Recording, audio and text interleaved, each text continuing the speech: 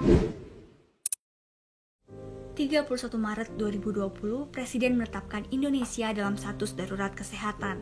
New normal pun diangkat ke permukaan dengan maksud memberi ruang untuk rakyat tetap beraktivitas diiringi dengan protokol kesehatan. Sayangnya, pelandaian kurva tak kunjung nampak pada penglihatan.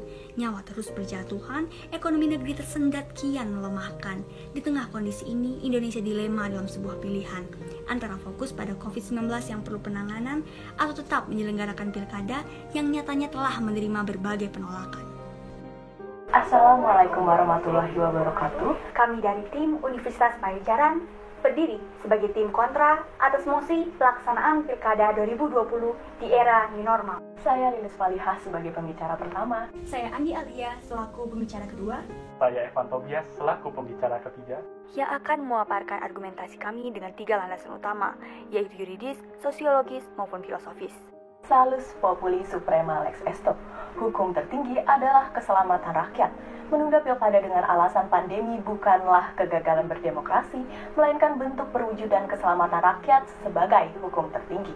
Dewan Juri yang terhormat, di tengah situasi pandemi, pemerintah pun tidak lupa dengan rencana penyelenggaraan pilkada yang merupakan pelaksanaan kedaulatan rakyat di provinsi dan kabupaten kota untuk memilih kepala daerah secara langsung dan demokratis, yang semula dijadwalkan pada September 2020 menjadi 9 Desember 2020. Penundaan ini didasari Perpu nomor 2 tahun 2020 yang telah disahkan menjadi Undang-Undang nomor 6 tahun 2020. Ketika dikontekstualkan dengan era new normal saat ini, negara berhadapan dengan 2 persoalan, yaitu terkait penanganan pandemi, namun juga tetap harus mampu mewujudkan pilkada yang demokratis.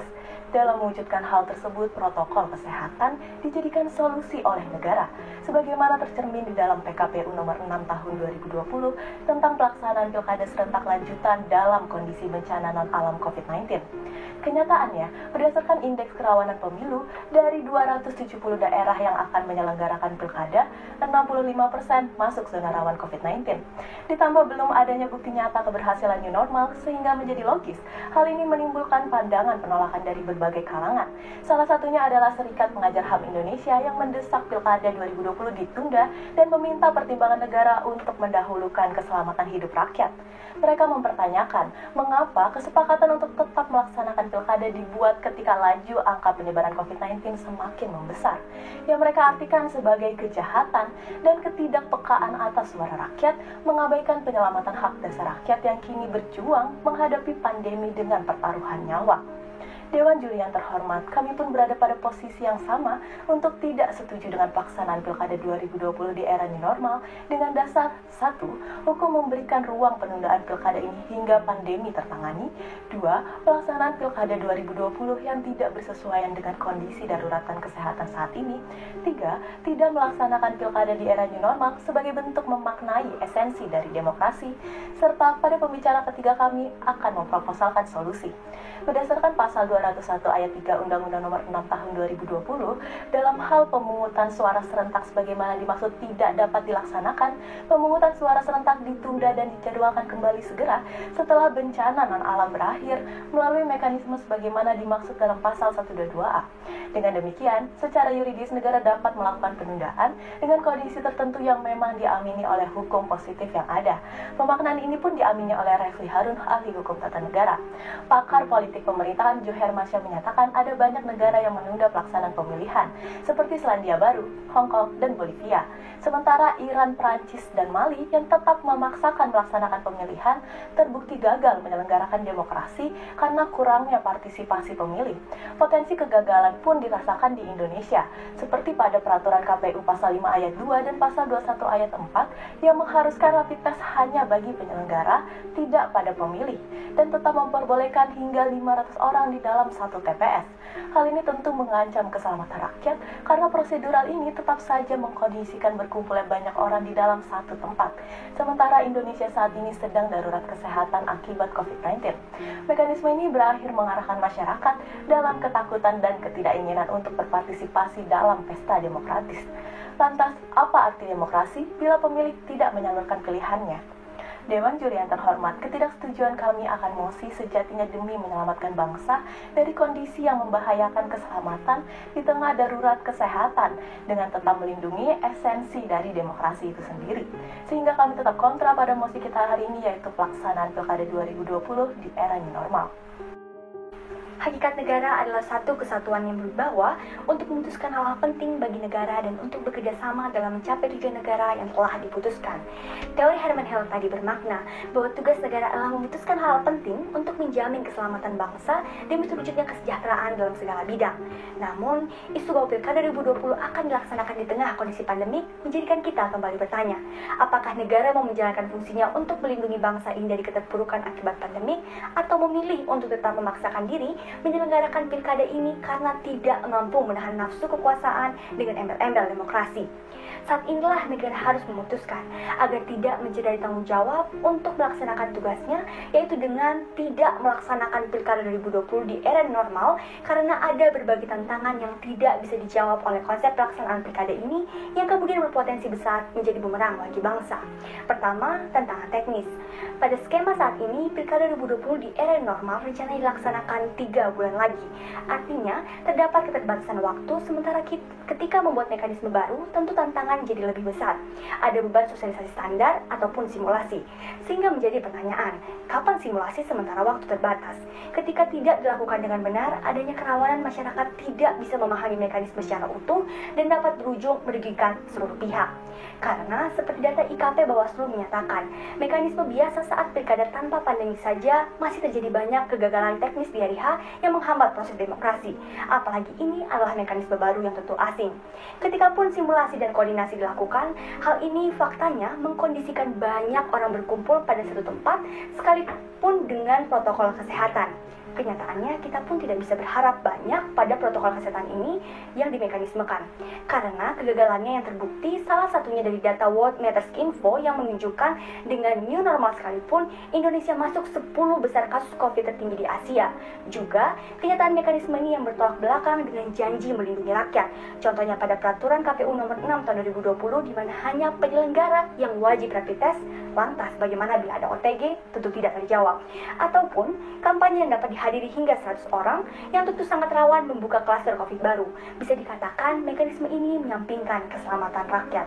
Sementara, keadilan yang menjadi asas demokrasi dan hak asasi harusnya ada bagi penyelenggara, pemilih maupun yang dipilih, termasuk dalam aspek perlindungan kesehatan saat pilkada. Teknis pilkada di era normal serta pengaturannya yang bermasalah membuat masyarakat enggan berpartisipasi dalam pilkada. Ketakutan ini dibuktikan dengan survei Polmatrix Indonesia di mana publik sebanyak 72% memilih pilkada 2020 ditunda karena khawatir akan keselamatan kesehatan menciptakan klaster baru COVID-19. Ketika masyarakat enggan berpartisipasi untuk menyalurkan hak pilihnya, ini bukanlah demokrasi. Lantas, mengapa harus diselenggarakan saat ini? Apakah ini tugas negara yang malah membahayakan rakyatnya dan menyelenggarakan demokrasi yang tak esensi? Tentu bukan. Kedua, tantangan ekonomi. Ketika Korea Selatan sukses menyelenggarakan pemilihan, ada indikator keberhasilan padanya yang Indonesia saat ini belum dapat penuhi untuk mencapai keberhasilan yang sama. Yaitu satu, manajemen kendali COVID-19 yang dibuktikan dengan keberhasilannya menekan pertambahan kasus tidak lebih dari 40 kasus per hari. Sementara Indonesia belum bisa. Terbukti dari statistik Satgas COVID-19 yang menunjukkan grafik peningkatan kasus positif terus-menerus.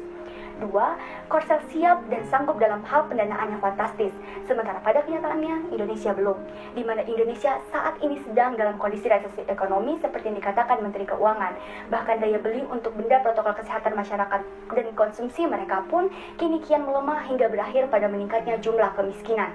Adalah sebuah angan-angan yang semakin memberatkan negara untuk mendanai sekitar 20 triliun demi pilkada di era normal, yang bahkan dengan anggaran sebesar ini pun belum ada jaminan atas keselamatan rakyat saat pelaksanaan. Padahal dana sebesar itu bisa digunakan negara untuk melaksanakan tugasnya, mendengar suara rakyat ingin diselamatkan dari dampak COVID-19, juga tuntutan mereka atas penundaan pilkada ini. Di sini terjadi persinggungan anggaran antara dana mau digunakan untuk memulihkan negara yang sedang tersungkur akibat COVID-19 atau untuk melaksanakan pilkada dengan mekanisme riskan dan tidak beresensi demokratis yang dapat berakhir membuang-buang anggaran. Logikanya, ketika saat ini anggaran kita terbatas, bukankah harusnya bisa digunakan untuk selesaikan masalah utama, yaitu penanganan COVID-19 yang berimbas pada kesehatan, ekonomi, dan lainnya, bukan malah memaksakan diri untuk melaksanakan pilkada. Selanjutnya, ketika penanganan berhasil dilakukan, kondisi ekonomi pasti ikut membaik. Dengan ini, negara bisa mengelola ekonomi untuk melaksanakan pilkada yang berkualitas nantinya, sehingga menjadi pilihan yang tepat bila negara tidak melaksanakan pilkada di era normal sebagai bentuk ideal tugas negara untuk menyelamatkan bangsa dan melaksanakan demokrasi yang beresensi. Esensi demokrasi hanya dapat diperoleh ketika dilaksanakan secara utuh, baik dalam arti substansial maupun prosedural. Dewan Juri yang terhormat, kami selaku tim kontra menegaskan bahwa dengan tidak dilaksanakannya pilkada di era new normal merupakan bentuk pemaknaan terhadap esensi demokrasi itu sendiri.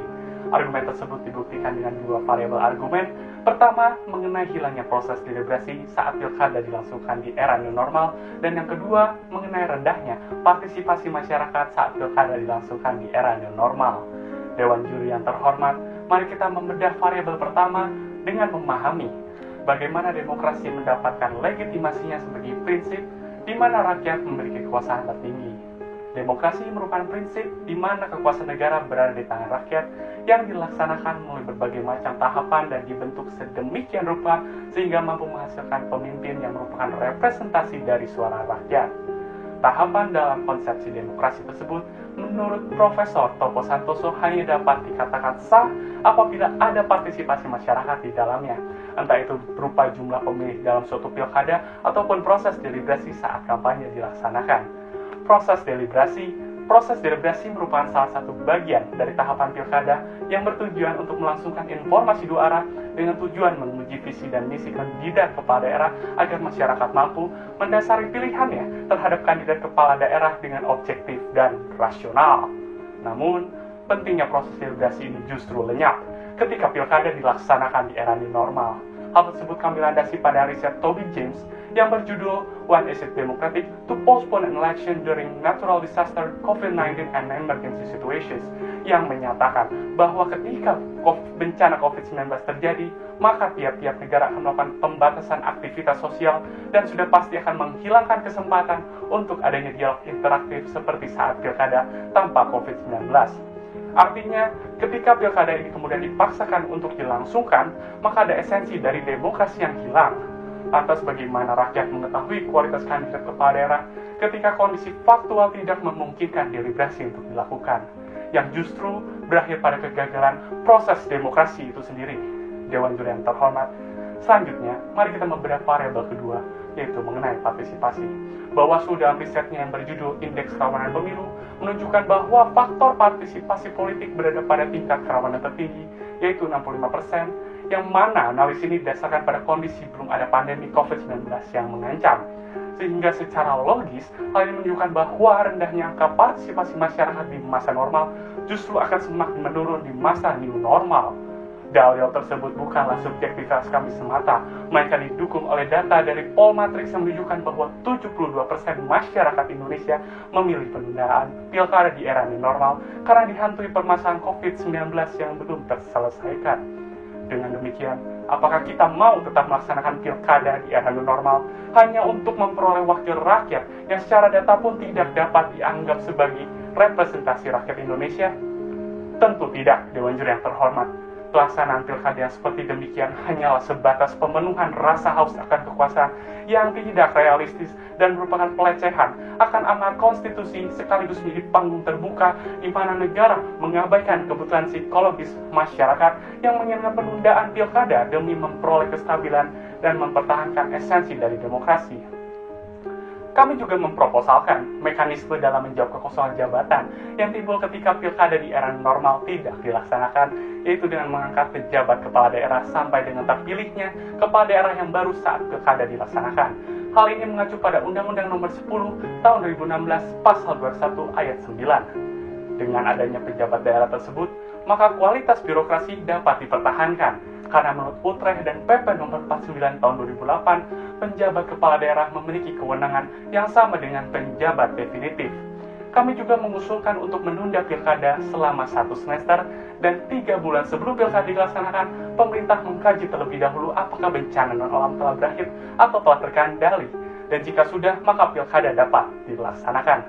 Dengan demikian, demi melaksanakan tugas negara untuk melindungi segenap bangsa dan serta tetap menjunjung pelaksanaan demokrasi yang ideal, maka kami tetap pada posisi kami untuk kontra atas pelaksanaan pilkada 2020 di era new normal.